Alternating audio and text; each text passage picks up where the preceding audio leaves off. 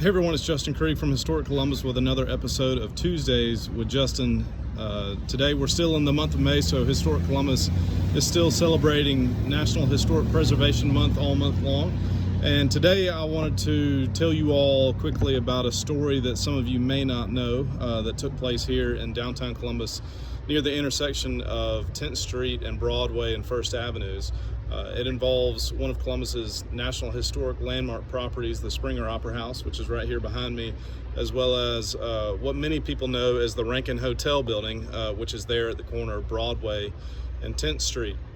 The Rankin Hotel gets its name after a gentleman named James Rankin, who he and his family came from Scotland to Columbus in the mid-1800s and purchased the hotel and operated it as the Rankin Hotel, but also constructed and contracted the Rankin House, which is where Historic Columbus's offices are located, and that house was completed in 1870. At the time of its completion, it was the most expensive house in the city of Columbus at $18,500. But the interesting story related to the Opera House as well as the Rankin Hotel was that in October of 1860, John Wilkes Booth, which is a gentleman whose name you might know from history class back in high school, but he was the assassin of President Abraham Lincoln.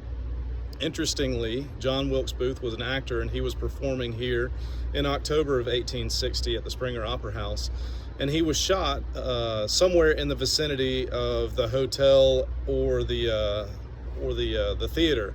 Most accounts from newspaper articles from the day relate the shooting to have taken place at the Rankin Hotel, which had a different name back then.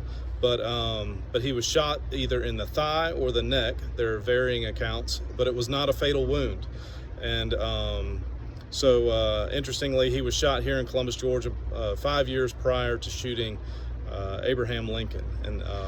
And so one of the United States' most famed assassins, in a sense, was shot here uniquely in 1860, in October of 1860, at one of these properties in Columbus, Georgia. So now you know, and we will see you next Tuesday.